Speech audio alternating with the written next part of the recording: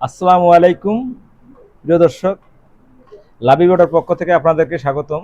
তো আজকে আমরা আপনাদেরকে একটা এমন ধরনের জিনিস দেখাবো যে আপনাদের মোটরসাইকেলের বাইকগুলো যখন ইঞ্জিন সার্ভিসিং করা হয় তখন ইঞ্জিনটি কিন্তু অতিরিক্ত ময়লা হয়ে যায় বা কাইড হয়ে যায়।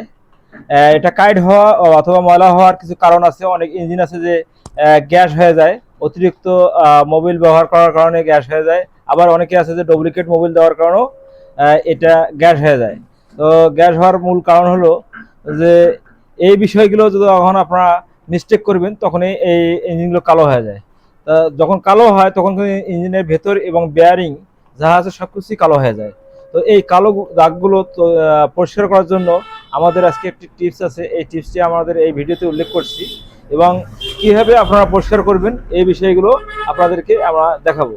তো আমরা পরিষ্কার করার আগে সর্বপ্রথম একটা পেট্রোল দিয়ে একটা ওয়াশ করে নিয়েছি। ওয়াশ করার পরে যখন উপরে যে গার্ডটা পরিষ্কার হয়ে গেছে তারপরে আমরা WD-40 পুরো ইঞ্জিনটাতে স্প্রে করে দিয়েছি। স্প্রে করার পরে নিচে যে কালো কাইটগুলো আছে, কালো কালো দাগ, এগুলো নরম হয়ে গেছে। নরম হওয়ার পরে আমরা এটি হাই স্পিড মেশিন দিয়ে পানি দিয়ে ওয়াশ করছি। ওয়াশ করার পরে আমরা এটি শুকনা কাপড় দিয়ে মুছে নিছি, নিয়ে আমরা রোদের মধ্যে এটা শুকিয়ে আবার নতুন করে আমরা এই ইঞ্জিনটি সেট করছি।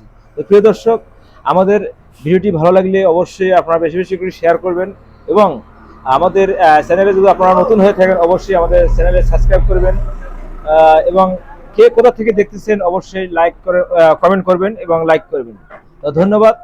আমাদের আমরা কথা না বাড়িয়ে আপনাদেরকে আমরা মূল টপিকটি দেখাচ্ছি। প্রিয় দর্শক, আপনাদের বাইকের ইঞ্জিন এইভাবে আপনারা অবশ্যই সঠিকভাবে ক্লিন করবেন। আর আপনাদের ইঞ্জিন যখন সঠিকভাবে ক্লিন হবে তখন এই ইঞ্জিনটি কিন্তু আপনার সেটিং করেও অনেক মজা পাবেন। সেটিংয়ের সময় আপনার হাতে ময়লা লাগবে না, কালি লাগবে না এবং আপনার ভিতরে যে পার্টসগুলো আছে এই পার্টসগুলো খুব অতি যত্ন সহকারে পরিষ্কার থাকবে এবং আপনি যে ইঞ্জিনের মধ্যে নতুন মোবিলটি দিবেন অবশ্যই এই মোবিলটিও কিন্তু পরিষ্কার হয়ে থাকবে। আর যখন সব কিছু পরিষ্কার থাকবে তখন অবশ্যই আপনার কাজটি কিন্তু 100% ভালো হবে এবং ভালো কাজ করলে অবশ্যই আপনি ভালো ফলাফল পাবেন।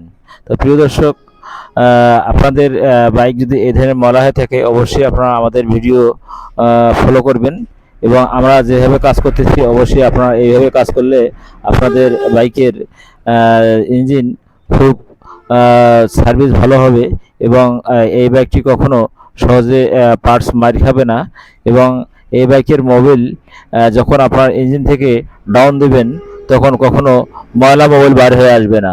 অবশ্যই আপনাদের মোবিল যখন ডাউন দেবেন তখন 50% একটু কালো হবে আর বাকিটা একদম পরিষ্কার থাকবে।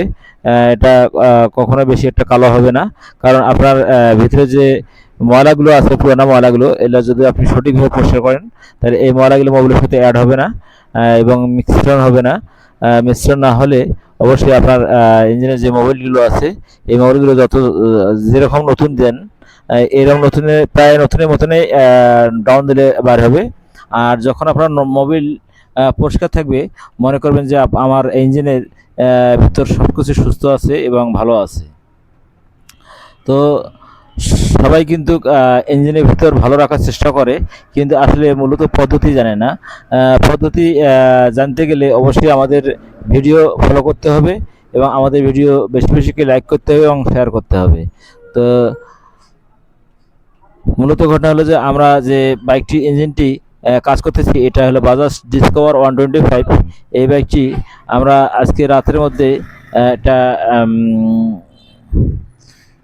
সেটিং করব। তার আগে আমরা এই ইঞ্জিনটি ভালো করে ক্লিন করতেছি। এটা আমরা এই পানি দিয়ে ওয়াশ করার পরে আমরা এটি কিন্তু আমরা রৌদ্রের মধ্যে শুকাবো।